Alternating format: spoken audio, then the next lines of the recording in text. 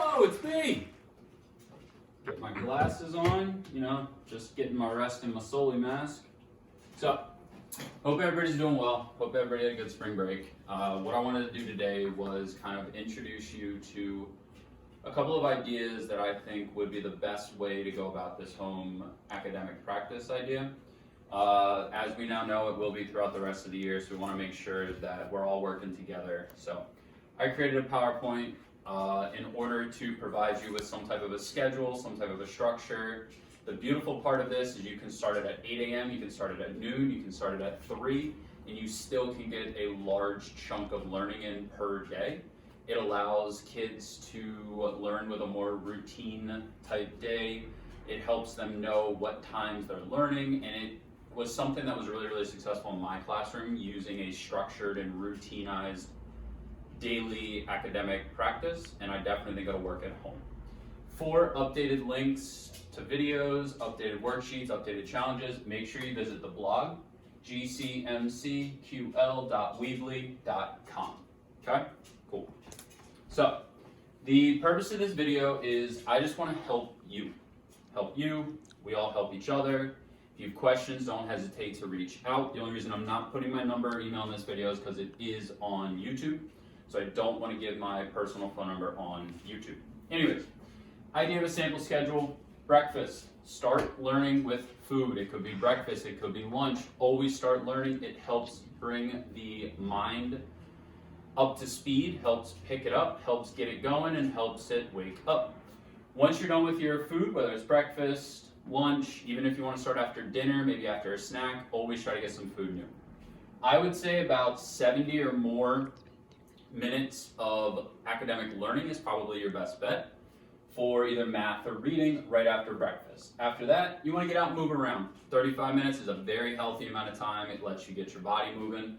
After you work up that body, get the blood pumping, you want to go and get some lunch. After food, when you come back in, you want to go right back to the books. You do the opposite of what you did here. If you did math here, you do reading here. If you did reading here, you do math here. Another 70 minutes, that way you're spending an hour and 10 minutes on math and an hour and 10 minutes on reading. Then what you want to do is find a book you enjoy and read it for 25 straight minutes. 25. Talk to your mom, talk to your dad, aunt, uncle, grandma, call your dog in the room. I don't care. Talk to somebody about what you read. What you should do after that is writing. You can do prompts that you find online or using some of the resources I'm going to give you in here. The best thing you can do is write about your reading. But write letters to friends, write letters to me, write to your family, journal, whatever you choose. Just make sure you're writing after reading. It's a great way. Lastly, get outside, get around the house, do something active, have some fun. So, math or reading, about 70 minutes per subject. The rationale: Study Island is a great and fun resource to warm up and keep the brain active. You're warming up after lunch, you're warming up after breakfast. Just keeps that brain moving and it helps you retain the skills that you've been learning all year long. Doing this at the beginning of the day and after lunch is such a great way to learn. How to learn: complete the assignments that are on Study Island. By going through the Clever portal, you'll be able to access that and log in. I have assignments uploaded for each and every one of my caseload students to get in there, access, and start learning. They got games, they got practice, they got flashcards. I can see what you're doing, and I would love to get shout outs. I'm looking at you, Kanai, because you have done a fantastic job thus far. You are the leader in all the activities. Keep it up. Confused? Call me. Next, physical activity, about 35 minutes per subject. I'm saying subject because you have the first one and the second one, so it's kind of like your daily subject.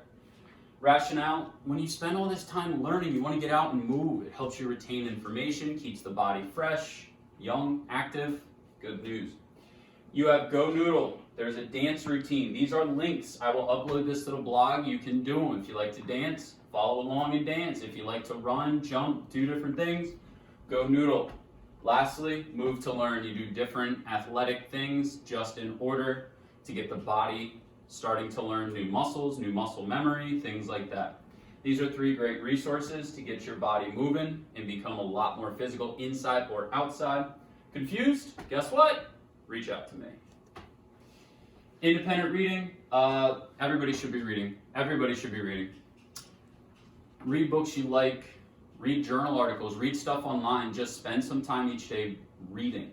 You could read 10 different articles about athletes. It doesn't matter.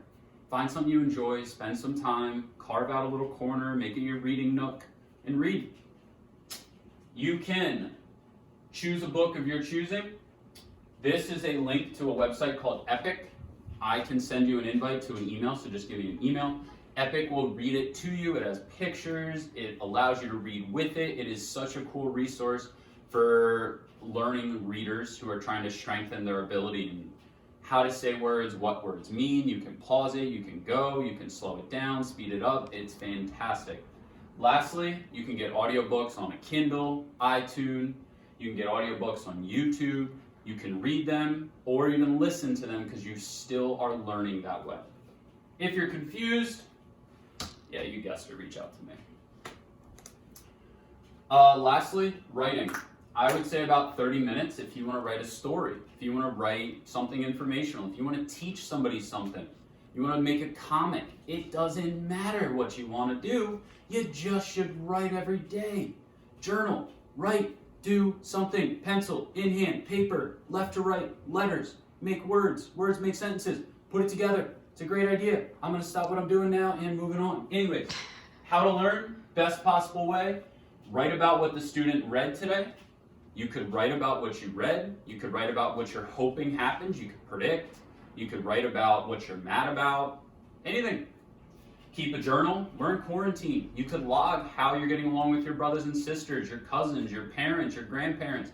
Journal about it. Write about it. Let your emotions out if you need to. Or you can go to this link. It's got some great writing prompts. You get maybe 2 or 3 done. I would say always try to write at least a paragraph or more a day.